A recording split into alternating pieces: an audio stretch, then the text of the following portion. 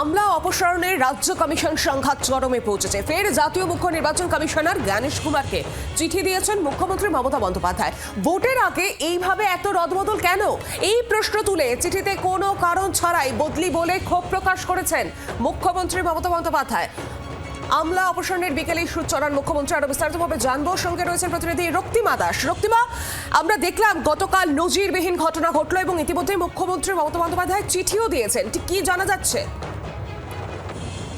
জানিয়ে রাখি, এই নিয়ে সপ্তমবারের মতো মুখ্য নির্বাচন কমিশনারকে চিঠি দিলেন মুখ্যমন্ত্রী মমতা বন্দ্যোপাধ্যায়।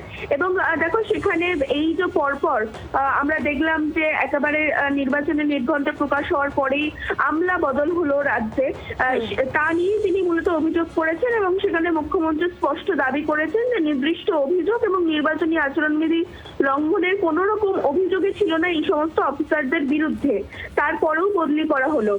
দেখো, অন্যদিকে মুখ্যমন্ত্রী আরো 324 ধারায় উল্লেখ করে তিনি লিখেছেন, নির্বাচনের সময় নির্বাচন কমিশন কাকে কোথায় বদলি করবে সেই রাইট নির্বাচন কমিশনের থাকে।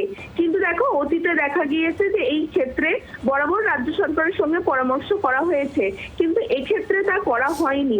সেই জায়গাটা তুলে ধরেই মুখ্যমন্ত্রী যেমনটা জানাচ্ছেন যে কেন্দ্র এবং রাজ্যের যে সাংবিধানিক ভারসাম্য বজায় রাখার কথা, সেইটা যেন গুরুত্ব দেওয়া হয় এবং আগামী দিনে এই ধরনের কোন স্টেপের ক্ষেত্রে যাতে উল্লেখ করা হয়।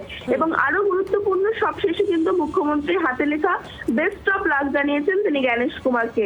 ফলত বুঝতেই পারছো, রাজনৈতিক সংঘাত একটা চরম পর্যায়ে পৌঁছেছে। সেই নজির কিন্তু কালকে আবারও দেখা গেল। একেবারেই রক্তিমা, ধন্যবাদ তোমাকে।